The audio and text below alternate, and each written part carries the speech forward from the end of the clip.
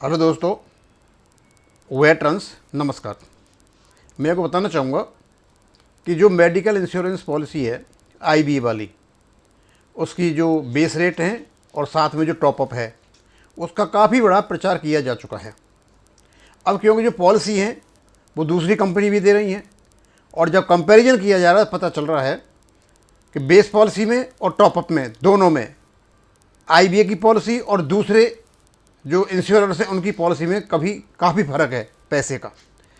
तो कुछ comparative chart निकाले किसने, राम लक्ष्मण गुप्ता जी ने, और ये आई पारा के दिल्ली के ये जनरल सेक्रेटरी हैं।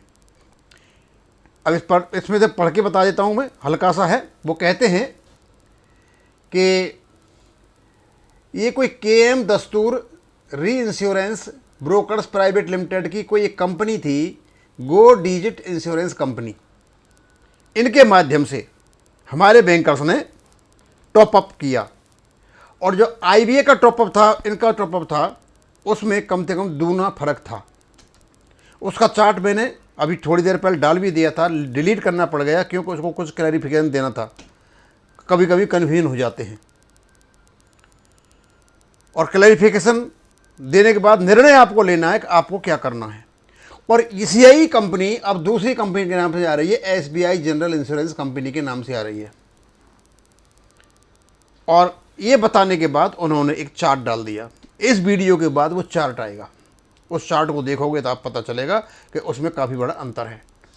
अब उसमें यह कहा गया है कि टॉपअप तो आईबीए से लो, नहीं बेस पॉलिसी तो आईबीए से लो, और टॉपअप आप एसबीआई जनरल इंश्योरेंस कंपनी से लो। जो इस दूसरी कौन किसने रखा है, ये केएम दस्तूर री इंश्योरेंस ब्रोकर्स प्राइवेट लिमिटेड, इनके से लो।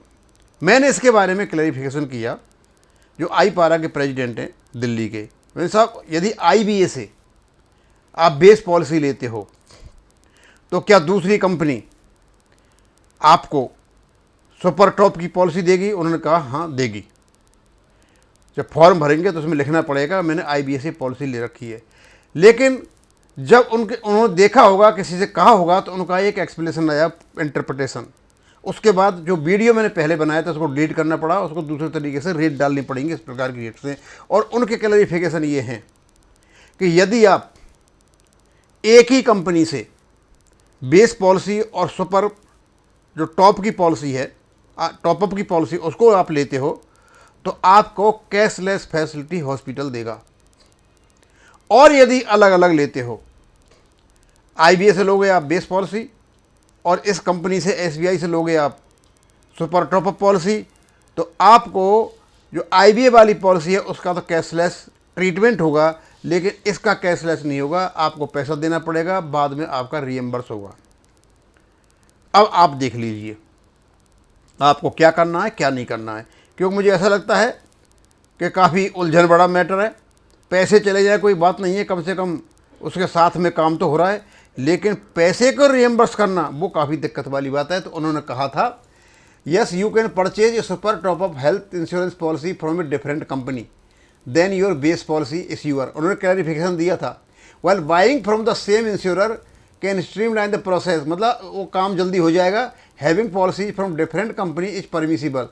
However, if your base and top-up plans are from separate insurers, you may only be eligible for a reimbursement claims at the hospital, as they might not offer cashless claims for the second policy के लिए शायद वो cashless नहीं देंगे। यदि आपने जहाँ से जिस इंश्योरर से ली है उसकी पॉलिसी है तो वो कैशलेस देंगे।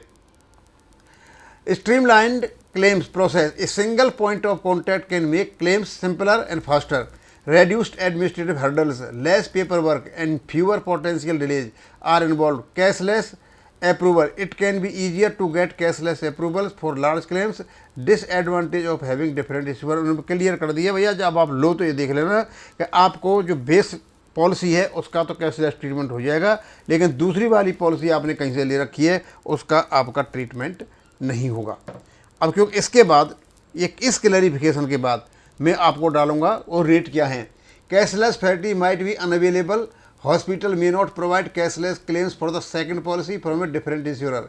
Reimbursement only claims, you may be left with only the reimbursement option for claims under the super top up plan Potential for disputes. Managing claims for two different companies can sometimes lead to disputes or delays.